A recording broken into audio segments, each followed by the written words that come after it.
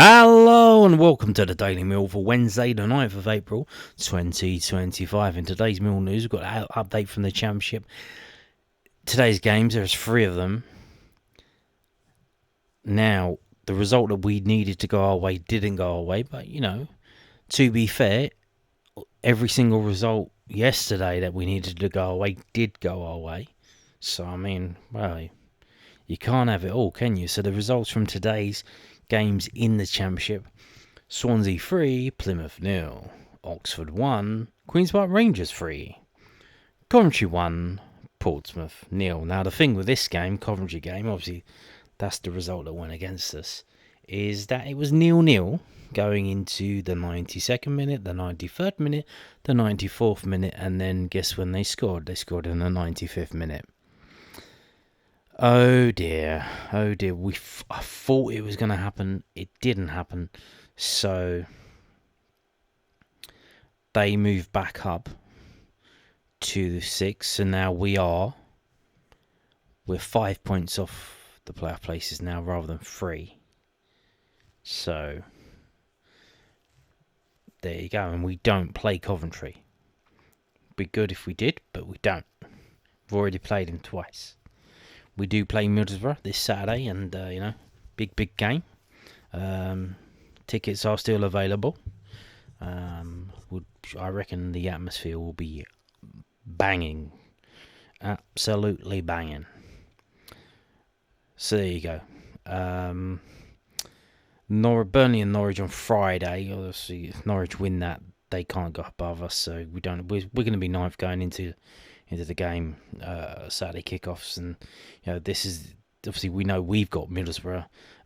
2 early kickoffs, neither of them really affect us. Leeds, Preston, Plymouth, Sheffield United. The games that do affect us to some degree is Luton, Blackburn. Are Blackburn still there? No, they're kind of off it. Well, they're 4 points behind us. So, yeah, at the moment, yeah. So, Blackburn, obviously West Brom, Sheffield Wednesday, I believe, are still there, kind of. They're like Blackburn. Who else have we got? Bristol City. So, they're away to Queen's Park Rangers. Would be nice if Bristol City lost that game. And then you've got Sunderland, Swansea. And then on Monday, so again, Coventry have the advantage of playing after everyone else, so they know what they have to do, although it took them a long old time to do it today. But they play on Monday, 8 o'clock kickoff. Is that an advantage? Well, not if it's an away game. Also, they were at home today, but this is an away game. Against Hull, who again fighting for their lives. So we do have an advantage in that we're either playing teams that we're competing with, as in Middlesbrough, Blackburn, Norwich to some extent, or we're playing teams that don't have anything to play for, Swansea. We're not playing any relegation-threatened teams who are fighting for their lives. So, maybe Hull will do something against Coventry, because, you would imagine what do they need, like 2 more wins? So let them win against Coventry and help themselves out. So that's the latest on the Championship. So now we're going to move on to a lot of post-match comments, because obviously the late kickoff, the evening game yesterday. By the time stuff started getting posted up like 11 o'clock at night, midnight. Some stuff to this morning. So we are going to bring you it today. And here we go. We start off with this from londonnewsonline.co.uk, the South London Press, who are on TikTok and are taking donations. Alex Neil. Mill ran themselves into the ground to claim a win at Sheffield United. Alex Neil thought his Mill side were worthy winners in their 1-0 victory at Championship automatic promotion hopeful Sheffield United on Tuesday night. The Lions took the lead after 20 minutes with a lovely move and finish from Josh Coburn. Billy Mitchell threaded the ball into the path of Casper Denoy, who turned well and played in Coburn. The Middlesbrough loney took one touch and smashed a right-footed shot into the roof of the net. The hosts should have equalised in the 26th minute when Harrison Burrows' free kick saw Ben Burton Diaz evade the marking of Jake Cooper, but the former Blackburn forward could only plant his header straight at Lucas Jensen. Mihailo Ivanovic should probably have extended Neil's side's leads in the 57th minute, but he rushed his chance of a one-on-one with Michael Cooper after being played through by Coburn. But the South Londoners held out to move just 3 points to the top 6 with 5 games left to go in the season. The Blades had 24 shots during the 90 minutes, but Mill kept the Blades to very few clear-cut chances. "I thought we deserved it," Neil told Mill TV. "We knew Sheffield United were going to give us some pressure, and they start games really well. And they're the best in the league in the first 15 minutes of the game, so we had to see that out. We knew that, playing a front two was going to give us a threat, but we would be one man down in the middle. But it was a risk worth taking with where we are in the league and with the number of games left. We were good value for the lead in the first half. We should have extended the lead. We didn't, which meant that we needed to defend for our lives until the end of the game. But I thought that everyone to a man, all the lads that came on and started and ran themselves into the ground. I've loved coaching this group, and nights like tonight show everybody why. They give you everything they've got. The Lions host Middlesbrough on Saturday, who they did occupy that final playoff spot that Neil's side are 3 points off. It's a great opportunity for us to go and get another 3 points to see where that takes us, said Neil. We will then, take stock with 4 games remaining. We're still in the fight, looking at our last 10 fixtures. We were going to have to do it the hard way with the teams we were playing. And if we manage to win at the weekend, we certainly have. Yes, sir. Yes, sir. Now, again, Alex Neil. Really pleased with... I think this might be the same thing. Really pleased with everybody that took to the field. Alex Neil reacts to Mill's 1-0 win against Sheffield United. This is from southernnews.co.uk. So let's have a little scan of this to see if it's the same quote. Really tough game. You do first half, yep. Oh no, I think it's different. Okay, this is a different quote. So I'm going to read it. Alex Neil was delighted with the performance and the result. A really good result for us. We knew coming here it was going to be a really tough game. Sheffield United have won more matches at this level than anybody else this season, and deservedly so. We knew coming here was going to be hard, and we were going to have that balance right between playing, between carrying a threat and between defending. I thought we did that. First half we deserved the goal, really well taken goal. I think we had another chance in the first half as well. We broke away. We could have probably picked a better pass, and we knew there was going to be a little bit of an onslaught to start the second half, and we were going to have to see it through, maybe 10-15 minutes. And we did that, and then I thought we carried the threat. I thought the clearer chances in the game fell to us. Obviously they're going to have their moments, and they maybe got one past the post, a couple of saves for Lucas, but it's mainly through bodies and through luck. What we did know coming here is Sheffield United are one of the lowest teams in the league for crossing the ball. What we do know about ourselves is we are one of the best teams at defending the middle of the box, so our strategy was just to stay narrow and let them work outside us and, make sure we try and defend the box well. And if we did that, we felt we would have given ourselves an opportunity and a chance to win the game. But you need to have quality at the top end of the pitch. I thought we had a lot of that this evening. I thought the 2 strikers were excellent. So, really pleased with everybody that took to the field, really. Even the subs that came on, I thought they did great. They did really well. So there you go. And southernnews.co.uk, Mill boss praises Josh Coburn and discusses the effectiveness of 2 up top. Yeah, he's got a lovely pair up front. Alex Neil thought starting 2 strikers, Josh Coburn and Mihailo Ivanovic, worked well during Mill's 1-0 win against Sheffield United last night, with Coburn scoring the game's only goal in the 21st minutes. The Lions have typically set up with 1 striker this season, and that was only the 3rd game the duo have started together. In the previous 2 matches, a 1-0 win against Stoke and a 2-0 win against Portsmouth, Ivanovic had scored 3 goals. Hang on a minute. So when we have played 2 up front, of Coburn and Ivanovic, we have won all 3 games. Is that right? Like when we started with it. Okay, that's interesting. They were an effective combination at Bramall Lane, with Coburn setting up 2 chances with Ivanovic either side of half-time. When asked if he thought the 2-striker formation worked, Neil said, "Oh yeah, it did. It's not going to work every week." As the game wore on, the Sheffield United came more and more into it late at the start of the second half. I was really questioning whether I should take one off, because I'm thinking we need to have an extra man in the middle of the park just to see this one on. But you know what I did feel is we could get through that first 15 minutes. We will get chances, because would be 1-for-1 basically, and that's what happened. Mihailo's a chance, we get down the sides. Josh, great ball across, and we've just got to take it in a little bit further and slot in the corner. It would take a little bit of pressure off that last 10-15 minutes where you need to defend for your life and get your bodies in and stop things coming across the box. Unfortunately, we didn't take that next chance, which meant we're going to have to dig in, which we did. Coburn's goal was really well taken, with the 22-year-old Middlesbrough loanee taking a touch and firing a powerful strike past Michael Cooper from a tight angle. Neil thought his all-round play was effective. Or physicality for Josh is something we're getting into him in terms of being more physical and leaning in and being strong. I thought that the lad Robinson knew he was in the game tonight, so that was really pleasing for me.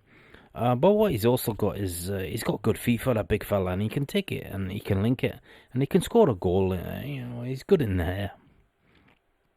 He's got good feet for a big man. Now, moving on to this. Now, there is a trend. It's not very subtle. It's quite obvious that when managers lose to Millwall, they have some kind of freak out. Colloquially, you would call it throwing the toys out of the pram.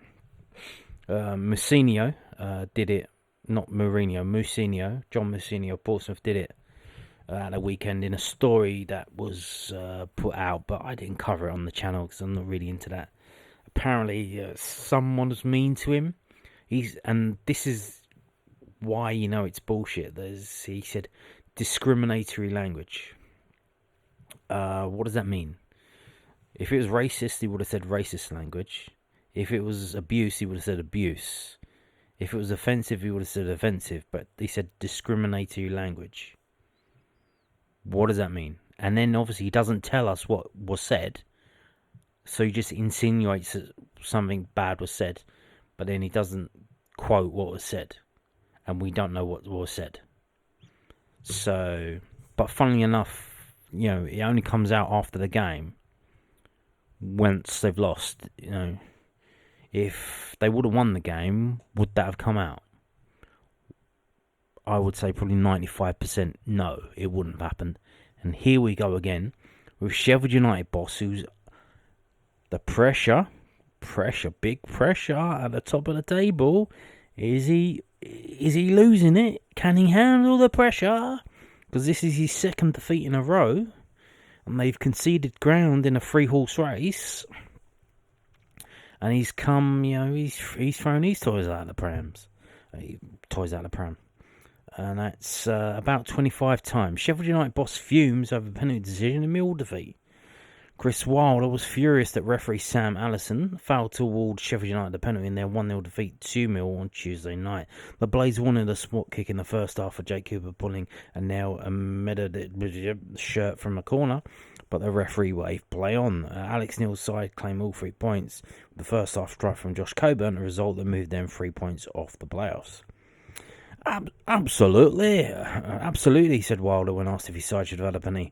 100%. It's just ridiculous. We had a referee last year in the Premier League, and it's always about him.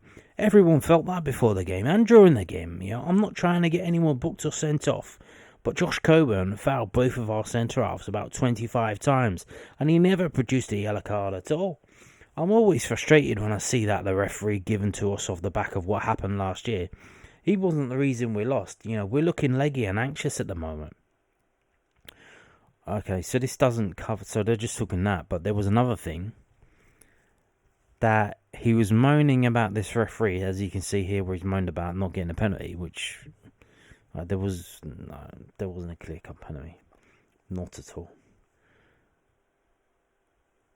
He said that this referee, the one from last night, when they refed him last season, after the game, he asked for one of the players' shirts.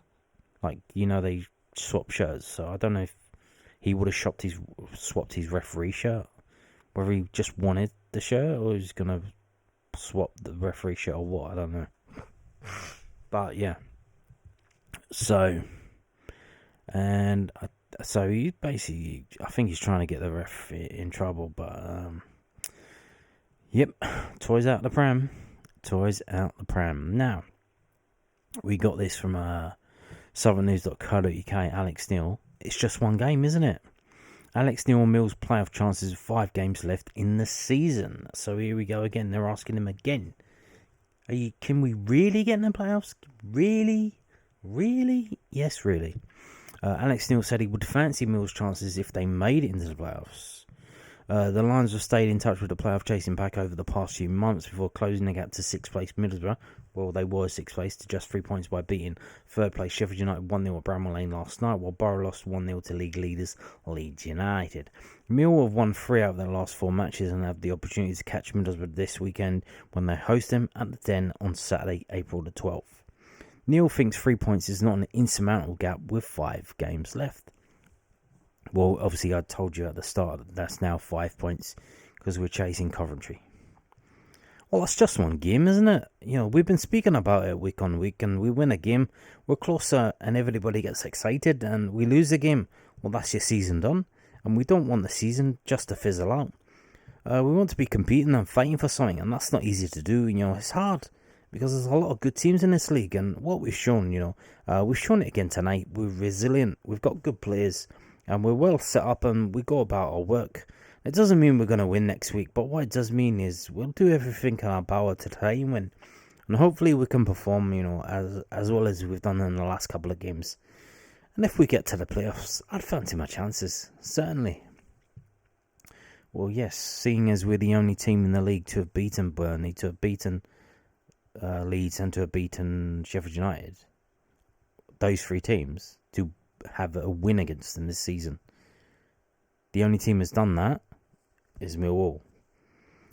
So obviously, if we do get into those playoffs, highly likely it will be 6, and then we play the team that finishes 3rd, which will be one of those 3 that won't make it into the top 2.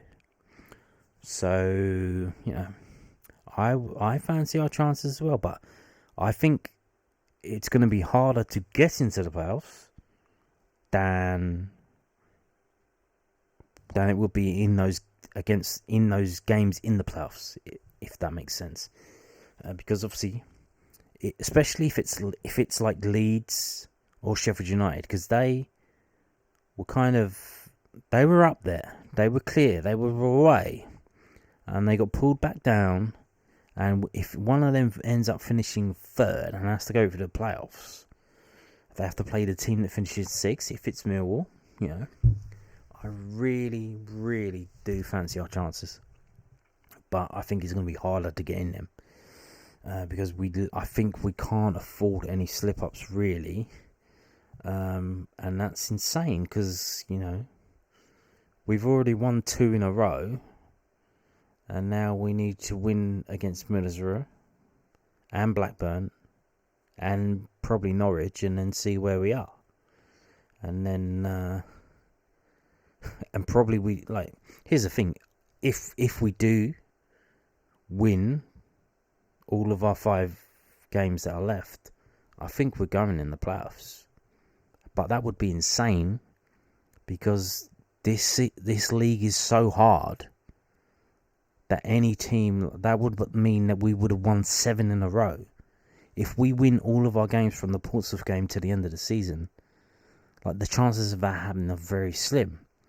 So if we do slip up and either draw or lose, what game will that be, and what will the consequences, as in, what are the other teams in the league going to do? Are they going to lose as well? It's when we lose, they lose. Because if it's not, then that's the problem.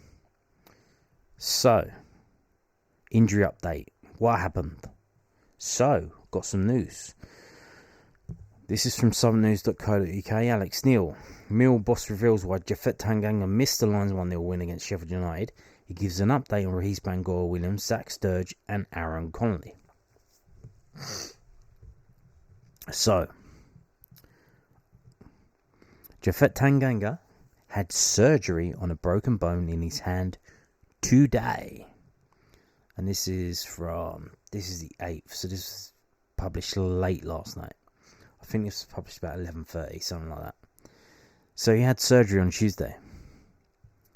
Tanganga, 26, was withdrawn in the 43rd minute of Mill's 2-1 win against Portsmouth on Saturday, April the 5th, with his arm in a sling. Well, it was his shirt. Tristan Kramer, who signed in January, moved over from right back to his more natural position at centre back, while Ryan Leonard was brought on to play at right back. Tanganga missed the Lions matchday squad for their 1-0 win against Sheffield United today, with Neil opting for the same back four as the one that played out the second half against Pompey. The Scotsman is unsure when Tanganga will be deemed ready to play. I'm not quite sure. He had a little bit of surgery in his hand today. So he's broke a bone in his hand, which is unfortunate. It'll be determined by when he can safely be wearing a cast or whatever, come back into the team. So that will be determined by, I'd imagine, the surgeon or whoever's done the operation. Raheem Bangor-Williams and Zach Sturge, who were both judgment calls ahead of the game, missed out on the matchday squad as well, as did Aaron Connolly, who started on Saturday. Neil thinks they could be back in contention for next Saturday, the April 12th, when the Lions face Middlesbrough in a playoff 6-pointer. Well, they've got a chance, Neil said. Aaron Connolly will probably have a chance.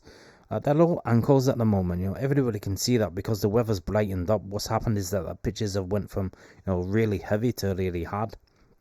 Alan's had a bit of a kick, and you've probably seen that on the weekend. Lahis, I think, was a kick when he was away with England, and Zach's just locked his ankle. But it's not too bad. Yeah, that's the thing. The thing is, as well, I've noticed this. Obviously, what they need to do is get the rollers out. And they should have done it when the mud was still wet. Because the pitches get muddy and they get, the studs and stuff churns it up, and you get like little lumps and bumps and stuff. And then when the sun comes out, it dries it rock hard, and it stays in that shape of the football boots and the churned up whatever and the dots and whatever. So what they should have done is they should have got the rollers out, flattened it out when they knew it was going to be super sunny, the heat wave was coming. And then what would have happened is that it would have dried flat, and it would have been rock hard flat, and then they could have just watered it when they needed to. But yeah, they didn't, and it is what it is. So, but Japhet, going back to the main story, Japhet Tanganga, surgery on a broken bone. So he's had surgery. Interesting. What kind of surgery? Like when you break a bone, they don't generally cut you open and have surgery, do they? I think in terms of what they do with that is like fuse two bones together. They put plates in, they put screws and all kinds of shit like that in. So maybe he's like a cyborg now. He's got metal in his hand. I don't know. But otherwise, why would they do surgery? Or maybe they just like cleaned it up and pushed it back together, and then I don't know. Did they glue it together? Like, can they do that? Like, I don't know how it works. Modern medicine is insane stuff that they do now. Placentas and all this kind of thing. So I don't know what they've done, but generally you don't do surgery on a broken bone, do you? Not really, unless it's like what do they call it? Compound fracture of the leg or something, where it breaks out. So maybe they've had to do that, put it back together with a metal brace or something. So we'll see. We will see. Now, looking ahead to the weekend, we've had the post-match. Let's have the forward-looking quotes. So, Mill midfielder Billy Mitchell, let's bash Borough up at the weekend. Yeah, let's do that. Hopefully there's no trouble off the pitch, because that seems kind of incriminating. Insightful, shall we say. Well, inciting, not insightful. Insightful would be, a different thing. Billy Mitchell said he wants Mill to bash Borough up during their playoff 6-point run on Saturday, April the 12th. The Lions won their win against Sheffield United last night, and Mill closed the gap to 6th place Middlesbrough to just 3 points. Well, it was Middlesbrough. It's now Coventry, and it's 5 points. Alex Neil's side ends this weekend's clash with momentum after winning 3 out of their last 4 games. At the end of the day, we're just going to concentrate on the next game. We're going to try and put ourselves in the best position possible. Take one game at a time and go and bash Barrow up at the weekend and just see what happens, said Billy Mitchell. Pressure's really off. It's all to play for. We've got some really tough games and we're not deluded. It's obviously an outside chance. There's still plenty of teams in between us and the playoffs, but I think we'll thrive on that outside chance, underdog mentality. So we'll see what we can do. Prior to Tuesday's win, the Lions were 6 points off the top 6 and needed a win against a side contending for automatic promotion to stay within touches distance. It was a fantastic result. Mitchell said, don't get too many nights like that in football. To come away to a team that's absolutely flying with it all to play for and to upset them in the manner we did. I thought the goal was really well worked and the boys just dug it and held out. So fantastic night, really happy with it. Physically, it was tough and it can definitely feel that in the body. I think the lads would agree. The tempo of the game was quite high. The gaffer made us aware before the game that Sheffield United have won the most games in the league this season and that they can win in many different ways. They can beat you up, they can make it physical scrap, or they can outplay you, So we had to be prepared for both scenarios. And I thought the lads won their tackles, won their duels, kept the ball when necessary, played forward with a purpose, and we created a lot of chances. It could have been even worse. It could have been even more. Obviously Sheffield United had their chances as well, but we managed to see that out, and the subs did fantastic when they came on as well. The 24-year-old midfielder had a hand in Josh Coburn's first half winner, playing the ball into Casper Denor on the edge of the box. The Belgian flicked the ball round to the striker on loan from Borough, who took a touch and smashed it past Michael Cooper in the Blades net. I got the ball back inside. I think it was from Leonard, and as soon as I opened up, the next ball was going to be forward into back Casper or one of the pocket players, maybe Luke. I saw Casper made the run, and a great little touch from him and a great finish from Josh. Training ground stuff. So there you go, Billy Mitchell. And obviously, we've had such success with playing 2 up front, but the 2 up front were Coburn and Mihailo Ivanovic. We can't play that against Middlesbrough. And Millwall striker Josh Coburn would have relished facing parent club Middlesbrough at the Den. Josh Coburn has admitted he would have loved to face parent club Middlesbrough this weekend, but the terms of his loan deal to Millwall meant he would be left sitting in the stands. And this is from LondonNewsOnline.co.uk, the South London Press. The 22-year-old forward scored his 5th goal of the campaign, all in the Championship, as the Lions sealed a 1-0 victory at Sheffield United last night. Next up for Alex Neil's men is a home fixture against the Teessiders, who occupied the final. Well, they did occupy the final playoff place. Borough have now just a 3-point caution over their opponents after they lost 1-0 to Leeds on Tuesday evening. Coburn asked recently if it is a frustration he cannot feature him against Middlesbrough, told the South on the Press. I can see why they do it.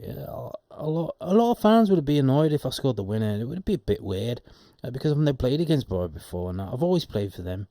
But loads of players do go on, get sold, and play against their old clubs. It would take a bit of getting used to, but it would be a good test. I know the players and I like to play in it, but I can't.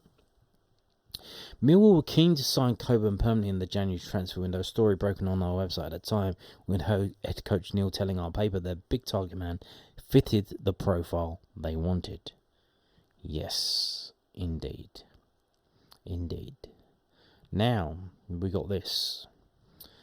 This is from millfc.co.uk. New stadium tour dates are on sale. A new batch of stadium tour dates are now on sale. Step into Millwall history. Experience the magic within, walk the path many Lions legends have taken, and feel the passion in SC16 on our 1 hour guided tour. The Den is one of the most iconic football stadiums in England, making it the perfect place to learn all about the colourful history and heritage of Millwall Football Club. The guided tour will start in the Executive Lounge before stopping off at various different locations in the stadium, such as the Director's Box, the Press Area and the Paul Jiggins Media Suite. The tour is rounded off by taking the players' walk from the dressing room through the tunnel and out to the dugouts. The experience cannot end without making sure you grab a picture next to... it says Neil Harris's seat. And the one that they literally, obviously, we're running out of time. The season's nearly over. There's just one that they've got, and that I think the others are sold out. I think the Good Friday, Easter Monday ones are sold out. This one, Saturday the 26th of April, 10:30 a.m. Swansea City Pre-Match Stadium Tour. Now this just gets you to the tour. If you want to go to the game, you still need to buy a ticket for that game. So here's the prices for that. £15 for adults, £10 for concessions, and £8 for under 18s. So there you go. That's for non-season ticket holders. If you're a season ticket holder, you get what seems like a £2 discount. So there you go. But that yeah, okay.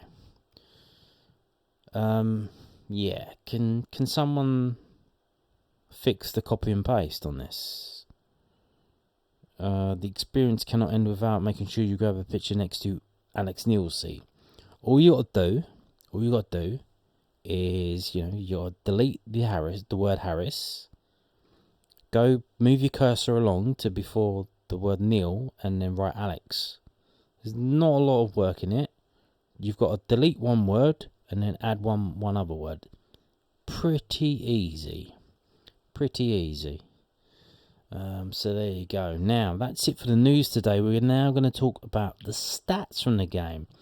And, let's praise the players and see what they did. And let's see who did what and how they did it. This is the match report from whoscored.com. And if you look on the right hand side, the top performers, you can see they've given man of the match to Lucas Jensen, 8.1. And then, the top 4 are all Millwall players, 2 defenders, and the striker who scored the goal. Other than that, there's not many Millwall players in the total shots, the tackles, or the dribbles. If we go back to the middle, it says Mill had no significant strengths. Well, that's easy for you to say. Lost possession of them, gave away a lot of free kicks around the box, and we favoured long balls. Alright. So, attempts on goal, 25-7, 8-4 open play, 16-2 set piece, 1-1 counter attack. They had 16 set pieces. Wow. So our 1 goal from our 7 attempts on goal is a conversion rate of 14%, which is very good at this level. Usually at this level it's around about 8%.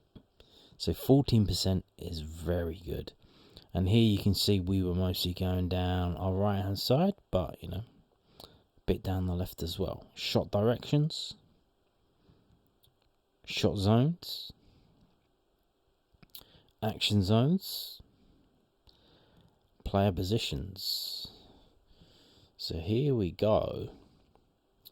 So what you've got there, it looks like, is Billy Mitchell dropping back, even though he had a hand in the goal, to fill in as kind of like a third centre back, really, which allows Leonard and Brian to push on. So you got 39 is George Honeyman, and was that 21 Coburn, 26 Ivanovic, 24 is Denor, 25 is Kundal. Interesting. So there you go. Now moving on to this, also from whoscored.com, is the match events, obviously. So you can see that they weren't happy with how they were playing, to be honest, Brent Brereton Diaz did get like a kick, didn't he? So that may have been because of injury, not rather than tactical, but I think it was a bit of both, really, that they brought on that Raksaki. Because, they weren't playing well at all. They weren't doing anything. So they're the first one to make the change, after we scored the opening goal in the 21st minute. And then they make more changes, and then we respond with the changes. And I think everyone who came on did very well, really. It was a proper team effort, squad effort, everyone involved. So if we look at the club badges at the top left and top right, we can see the average rating for each player, aggregated for the teams, and it's 6.54 for Sheffield United, 6.86 for Millwall. So just slightly edging it. As mentioned before, Jensen gets the man of the match, 8.1. But this whole defensive unit, you've got Leonard 7.5, Kramer 7.6, Cooper 7.6, Brian 7.1, probably knocked down because of the yellow card. And you got Billy Mitchell 7.5 and Coburn 7.6. The lowest rating 6.3 for Kundal, 6.4 for Ivanovic, which I can understand why they've done that. I thought Kundal played pretty well yesterday. Not the best, but certainly not the worst. Certainly, I think a lot better than he played against in the Sunderland game. So that's the ratings there. Interestingly, so in terms of Sheffield United, Medovic 7.5 and Burrows 7.3 was the best player for them. So two defenders, best players for them. Total shots 25-7. So that Brewster, insanely overrated, because he came through at Liverpool, and it's like, oh, he's a Liverpool player. Well, he was. He's a Liverpool under 18 and under 21 player. Doesn't mean much, he's playing in the Championship and not very good, is he? Not very good. Coburn 3 shots, Ivanovic 2, Cooper 1, and I imagine Maku 1. Yep. Possession 65-34, and for us, Billy Mitchell and Ryan Leonard on the ball the most. Pass success percentage 81-67. Again, you've got Billy Mitchell 80%, Kramer 78%. Interesting if that's going to be off a lot of balls or not. Denor 77, Coburn 75, Ivanovic. This is the thing. When you play two up front, this is what you get. When you play one up front, genuinely what you get is the forward will have a passing accuracy of probably like 50%. But here you've got 75 and 73. Because they can work off of each other, and pass the ball to each other. Rather than, if they get in trouble, if they get stood up, they can just lay it off. So they've got many options, It gives another node to the triangle, as it were. Dribbles 11-1. Interesting, most of them for them are the defenders dribbling. And then Raksaki when he come on. So I think they clearly tried to do something different with Raksaki when he came on. Aerials 1, 26-22. Kramer with 4, Cooper with 4, Coburn with 4. Tackles 14-10. So that's interesting. They had more possession, but they had to do more tackling. How does that work? I don't know. Just lucky, I guess. Brian with 3, Billy Mitchell with 2, and Leonard with 2. So that's interesting. 10 tackles, and the two centre-backs didn't have a tackle between them. but I'm sure they did a lot of blocks and interceptions, stuff like that. So corners 11-4. These are the players who won those corners, not who took them. Dispossessed of the ball 6-11. So there you go. So now moving on to some 25 shots. They huffed and they puffed. How many shots were actually on target for Sheffield United? 2, 3, 4, 5. Interesting. 5 shots on target from 27. Are you serious? That is not a lot, is it? So let's go to Millwall. How many shots did we have on target? So obviously we had 7 shots. It looks like 2 were on target. Wow. So that is basically the golden ratio to some extent. It's slightly under. If you don't know what the golden ratio is, I've been doing this for a fair old while, and I've noticed something that when we play well, and we do very well, what will happen is the number of shots you have, let's say it's 10, half of them will be on target, that's 5, and then half of those will be goals, so that'll be 2. Obviously you can't do 2.5, so let's say 2. So it would go 10, 5, 2, and that will be the golden ratio for how well if you're playing really well. So we've got 7, 2, 1. So close to the golden ratio. I say it would have been better if it was like 7-3-1, something like that, but 7-3-2. But man, that is not bad. 7-2-1. Very good, very good, very good stuff. So ratings 8.1 for Lucas Jensen, 7.59 for Jake Cooper, 7.58 for Josh Coburn. The goal scorer 7.56 for Tristan Kramer, 7.47 for Billy Mitchell, even though he only played 77 minutes of that game. 7.46 for Ryan Leonard, 7.13 for Joe Bryan. So we have 7 players with 7 or above.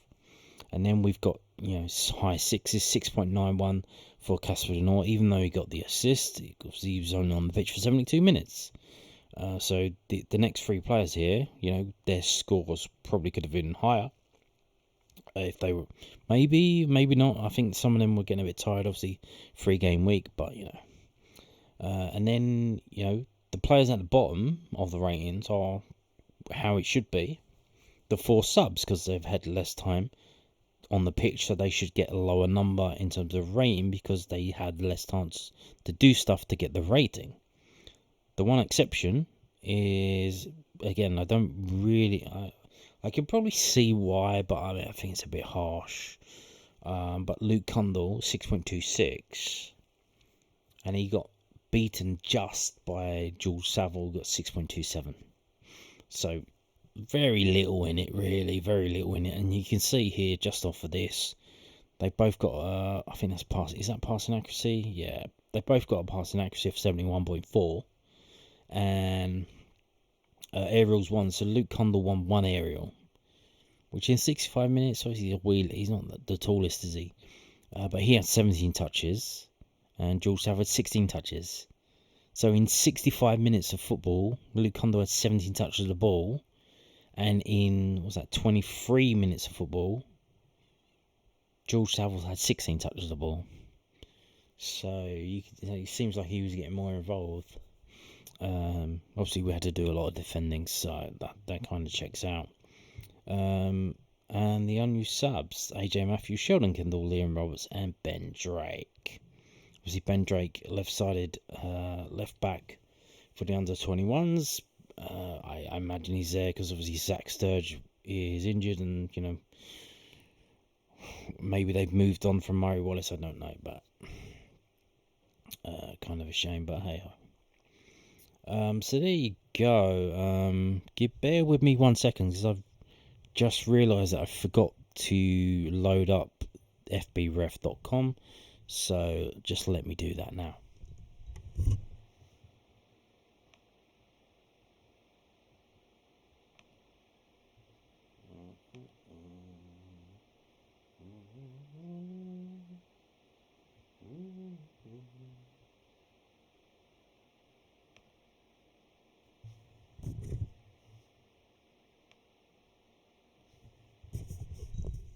So here we go with fbref.com.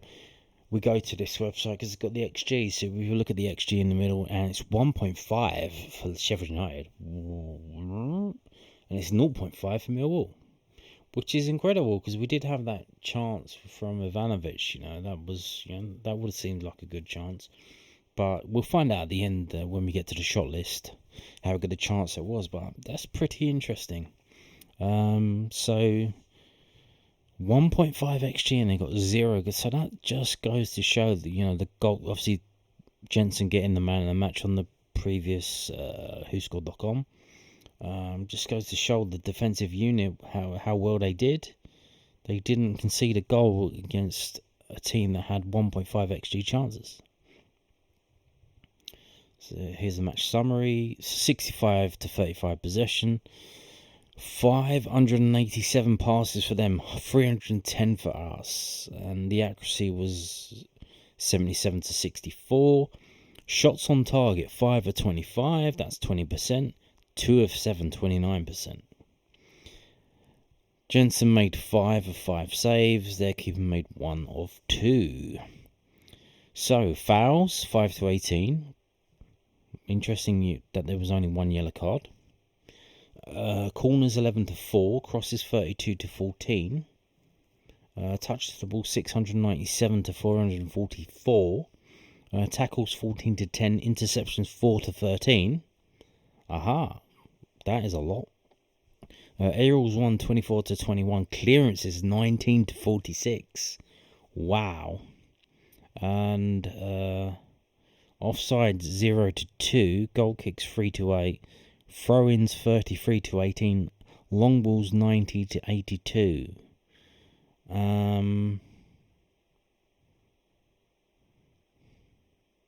Yes. So let's have a look. Oh, that's them. This is Millwall.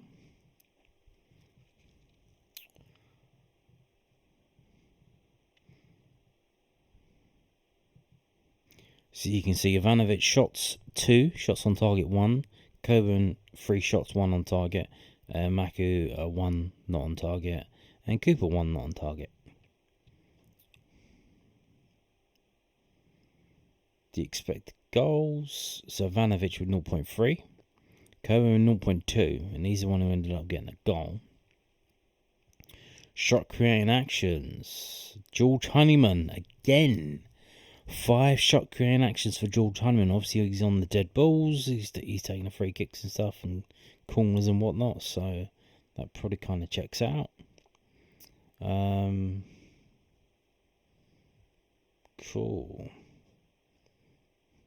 So let's just start going through this stuff in terms of passing. Okay. Oof. Langstaff. Short passing 50%, medium passing 50%, long passing 0%. Whoosh.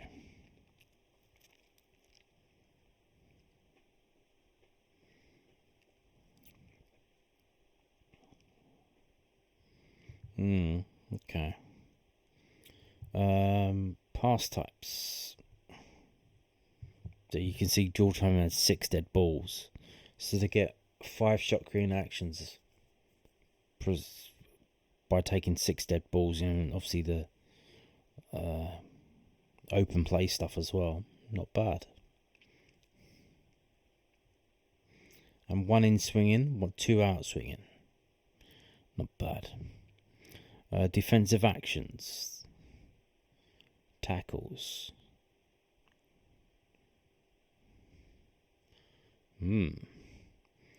Tackles in the attacking third, only 1. That was George Saville. So George Saville, 1 tackle, 1, and it was in the attacking third. Joe Bryan 3 tackles, 1. And Ryan Leonard 2 and 2. As in tackles attempted, tackles 1. Challenges, tackles, dribblers tackled. So a number of times somebody's tried to tackle someone who's dribbling and how successful they were. Ivanovic, nope, 0 and 2. Kundal 0 and 2.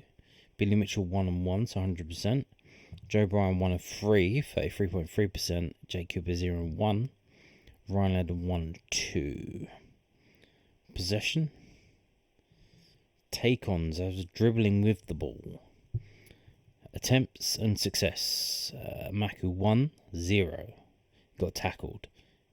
Denor 1-0, got tackled. Joe Bryan 1-0, he got tackled. Ryan Ladd 1, successful. Hey, fantastic. So here we go. I love this one. So total distance. Oh, not that much. We didn't do much, did we? Not much in terms of getting on the ball and going forward with it. So you got Jensen 15 carries of the ball for 102 yards. Progressive. This is like carrying the ball, like dribbling the ball. So how has he done that? Total distance in yards, a player moved the ball while controlling it with their feet in any direction. The goalkeeper is the one who did it the most. 15 carries of the ball, 102 yards, 45 yards progressive distance. So this was him getting the ball and then kind of bringing it forward. And then as soon as that guy runs up to close him down, then he kicks it forward. Damn. And then you've got a Ryan Ladd, 18 carries of the ball for 95 yards. 29 yards of that was towards the opponent's goal line. But then, this is a good one. So not very prolific, but 10 carries of the ball, 43 yards of distance, and half of that, more than half, 27 yards of that was progressive distance towards the opponent's goal line. That's Ivanovic. And then you've got Josh Coburn again. Not the most. 12 carries of the ball for 25 yards. 17 yards of that was towards the opponent's goal line. Nice. And then miscellaneous stats, if we're looking at. So we've seen the aerial duels 1 on the other page, but what about aerial duels 1 and lost? So here are the aerial duels. Ivanovic 3 and 3, so he only won 50%. Josh Coburn 4 and 7, so it's 36.4. Kundal 1 and 2, so Billy Mitchell 1 and 3. Langstaff 0 and 1. Joe Ryan 2 and 0, so 100%. Nice one. Cooper 4 and 2. Kramer 4 and 5, so 44.4%. Ryan Ladd 2 and 1. So overall, 21 aerials won, 24 aerials lost. That's 46.7 for the whole team. So if you go down, have a look at Jensen, man of the match, according to whoscod.com. Shots on target against 5, saves 5, 100% save. The post shot XG is 0.4. So as we mentioned at the top, the XG for Sheffield United is 1.5, but the post shot XG is 0.4. That means the positioning and the saving of the keeper kept those chances down to a bare minimum, 0.4. So passes 20, 4 throws, 55% launched, average length 45 yards. Obviously, a lot of footwork for Jensen in yesterday's game. A lot of pass backs to him to take the pressure off. I think it was to take the pressure off. I don't think they were trying to create space. I think it was just an outlet, an outball.